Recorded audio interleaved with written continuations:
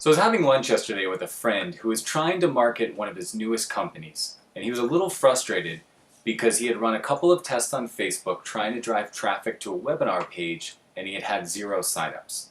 So I understand his frustration. He put the ad out there. He certainly expected more than 0 people to sign up, but he just really didn't know where to go because it wasn't working at all. And this is a common problem I see when people begin to market their companies. They take a very direct marketing approach. They want to be able to spend $1 and immediately make $1.25 back, which is kind of the direct marketing promise. Now, unfortunately, in today's world, that's not usually possible for a new company. That may be something that works for a very advanced company who's got proven marketing assets and great ads and a value proposition. But when it comes to a new company, you're typically testing everything. You're testing the value proposition for your product, you're testing the ads, you're testing the landing pages, and the market knows nothing about you, so you have 0 credibility. So I want to get you to shift your mindset to more of a brand building mindset in the beginning rather than simply a direct marketing mindset. And what that means is that you're going to be around for a long time, and so people need to start hearing about you. You need to start building a list of potential customers by helping them solve their problems before you begin to sell them. This is what a lot of people use social media for.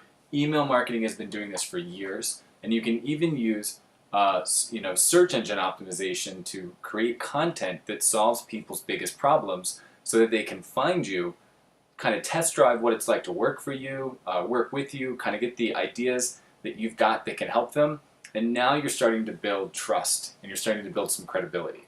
Because especially if you're selling something that is got a lot of risk in it, it's a high price, or I'm trusting you with my problems, if you're a consultant, I'm not going to work with you unless I have some trust for you. And one of the most critical factors in trust is time. Meaning that I've known about you, I've observed you, I've read the stuff that you're putting out, I've seen the videos that you're putting out like we do, and over time that's actually going to build up trust.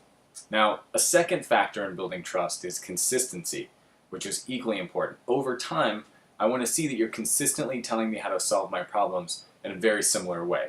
And believe it or not, seeing that repetition and that consistency actually expedites the trust that we have for a brand, company, or even a person. So overall, the idea here is to really think about building a brand, having consistent marketing over time that builds momentum on each other. You start to build a list, you get people to download free white papers, you get people to sign up for webinars. Whatever it is that you do, you're basically accruing a little bit of trust little by little, rather than expecting to put out an offer and getting people to immediately show up and buy from you. And if you do that, you're going to be much more successful in the long run. And like we talked about in some other videos, you're going to be building what I think is one of the most valuable assets for any company. And that's a list of customers who know and trust you and are willing to buy from you over and over again. Those are your advocates. So take a look at your marketing and ask if you're telling a consistent message over time, and make sure that you're building a brand and not just advertising to your customers.